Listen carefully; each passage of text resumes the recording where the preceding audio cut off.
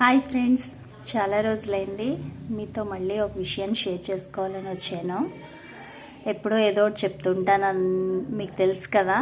మీకు తెలిసిన విషయాలే, బట్ కొంతమందికి తెలియాలి అని చెప్తున్నాను నేను. ఇంకేం కాదు, ఈ కాలంలో తల్లి తండ్రిని, రక్త సంబంధాలని చాలా దారుణంగా, అంటే కొద్దిమంది మాత్రమే, అందరినీ అనట్లేదు, ఇంకోలా అనుకోవద్దు మీరు, కొద్దిమంది మాత్రమే చాలా దారుణంగా చూస్తున్నారు. ఒకటేంటంటే, ఇప్పుడు మీరు పెళ్లి చేసుకుంటున్నారు, ఆడపిల్ల వచ్చేసరికి భర్తతో ఉంటుంది, బాగానే ఉంటారు, వాళ్ళు బాగానే చూసుకుంటున్నారు, వాళ్ళ పేరెంట్స్ని వీళ్ళ పేరెంట్స్ని బాగానే ఉంటున్నారు. ఒకటేంటంటే, కొంతమంది మాత్రమే మగపిల్లలు ఏం చేస్తున్నారంటే,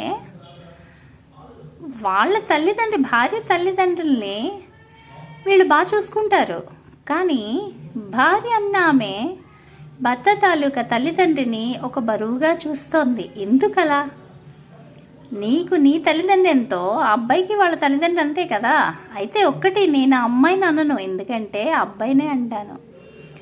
మగవాడిలో బుద్ధి జ్ఞానం తప్పుగా అనుకోకండి, కొద్దిమందికి తెలియాలని చేసే వాళ్ళకి, ఇలా తప్పు చేసే వాళ్ళకి మాత్రమే తెలియపరుస్తున్నాను, ఇది అందరికీ కాదు. మగపిల్లల్లో కొంచెం కాస్త బుద్ధి జ్ఞానం ఏమైనా ఉంటే,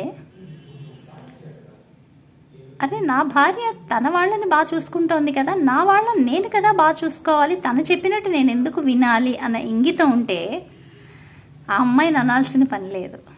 అండ్ ఇంకోటి, ఆ అబ్బాయికి తెలియని విషయం ఏంటంటే, ఆ అమ్మాయి చెప్పినట్టు వింటోంది, ఆ అమ్మాయికి కూడా తెలియదు. ఆ అమ్మాయినే ప్రతి ఒక్కళ్ళు తప్పు పడతారు. నీ భార్య ఇలా, నీ భార్య అలా అంటారు.